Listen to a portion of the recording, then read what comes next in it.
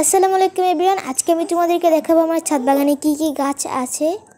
ছাদ বাগানে ঢোকার সময় একটা ঝুড়ি দেখা যায়, ওই ঝুড়িটার মধ্যে অনেকগুলো অ্যালোভেরা গাছ আছে। সাইডেই আছে ক্যাপসিকাম গাছ। এই ক্যাপসিকাম গাছটা মরে গেছে, তার জন্য আমি এখানে রেখে দিছি। এটা হচ্ছে সিম গাছ, সিম গাছটা মাচাতে গেছে। এই লাউ গাছটা নিচে হয়েছিল আর উপরে এসে পড়েছে মাচার মধ্যে। আমি এই ঝুড়িটার একটা গাছকেও যত্ন নিই না, তাও অনেক বড় হয়েছে।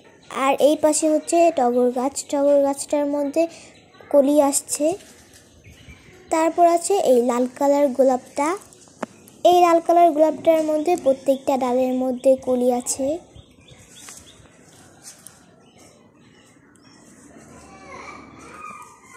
এই ফর্মটার মধ্যে এক জায়গায় মরিচের বিচি ফালাইছিলাম, আরেক জায়গায় ক্যাপসিকামের বিচি ফালাইছিলাম। তো ক্যাপসিকামেরটা হয় নাই, কিন্তু মরিচের অনেকগুলো হয়েছে চারা। এটা হচ্ছে ক্যাকটাস গাছ, ক্যাকটাস গাছের ডাল হচ্ছে। এটা আরেক পদের ক্যাকটাস গাছ। এই ছোট্ট বালতিটার মধ্যে গোলাপ গাছ আছে, গোলাপ গাছটা মরে গেছে। আর এখানে হলো মিষ্টি কুমড়া গাছ হয়েছে, আর সাইডেই একটা জবা গাছ হয়েছে। এটা হচ্ছে চন্দ্রমল্লিকা গাছ, চন্দ্রমল্লিকা গাছের সাইডে লতা পাতা গাছ হয়েছে।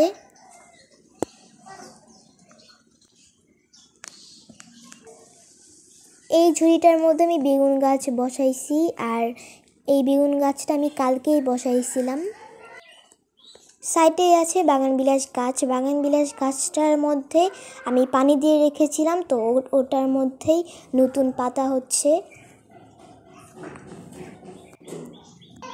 এটা হচ্ছে মরিচ গাছ, এই মরিচ গাছে কালা কালা মরিচ হয়। ওই গাছটার নিচে একটা অ্যালোভেরা গাছ হয়েছে। আমি একটা পলির মধ্যে কচমচের বিচি ফালাইছিলাম, তো ওখান থেকে কচমচ গাছ হয়েছে। এটা হচ্ছে মানি প্ল্যান্ট গাছ, আমি একটা লাঠি দিয়ে দিছি যাতে ওটার মধ্যে পেঁচাতে পারে।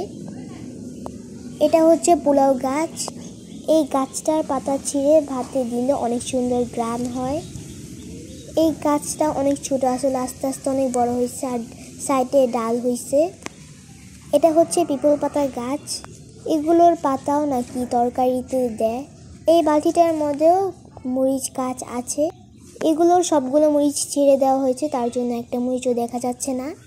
এই গাছটার নাম আমি জানি না, আর এই গাছটা দেখতে অনেক সুন্দর, এগুলোর বাচ্চা অনেক সুন্দর। আর এখানে দেখো কচমচ গাছ, কচমচ গাছের বাচ্চা হয়েছে।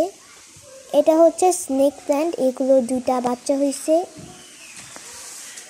এটা এক পদের পাতাবাহার গাছ, যেটার মধ্যে বেগুনি কালার ফুলও হয়।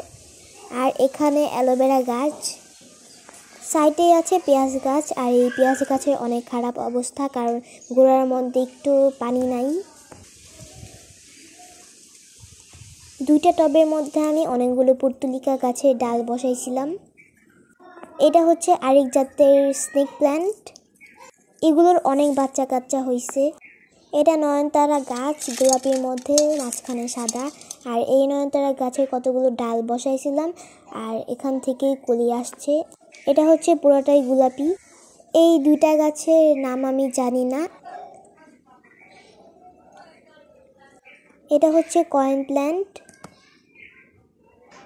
এই স্পাইডারম্যানের গাছগুলো শুকাই গেছিলো, তো ওগুলি কেটে দেওয়ার পর অনেকগুলো বাচ্চা হয়েছে। আর এটা হচ্ছে পার্পেল কালার চন্দ্রমল্লিকা গাছ। এটা গোলাপি কালার গোলাপ গাছ, কাটিং করার পর কলি আসছে আর নতুন পাতা হচ্ছে। এই গাছটা হলুদ কালার ফুল হয়ে পুরা গাছ ভরে থাকে, দেখতে অনেক সুন্দর লাগে। এটা হচ্ছে হাজারি গোলাপ। এখানে দুই পদের ভারবেনা গাছ আছে। এই গাছটার হলুদ কালার অনেক বড় একটা ফুল হয়। এটা হচ্ছে পাথরকুচি গাছ। এটা হচ্ছে ডায়ান্থাস গাছ, আর এই ডায়ান্থাস গাছটা আমি কাটিং করে দিয়েছি। একটা টবের মধ্যে আমি লতা পাতা গাছগুলো বসিয়েছিলাম, আর এগুলো সাদা কালার গোলাপ। আর এই গোলাপটা গোলাপির মধ্যে সাদা কালার।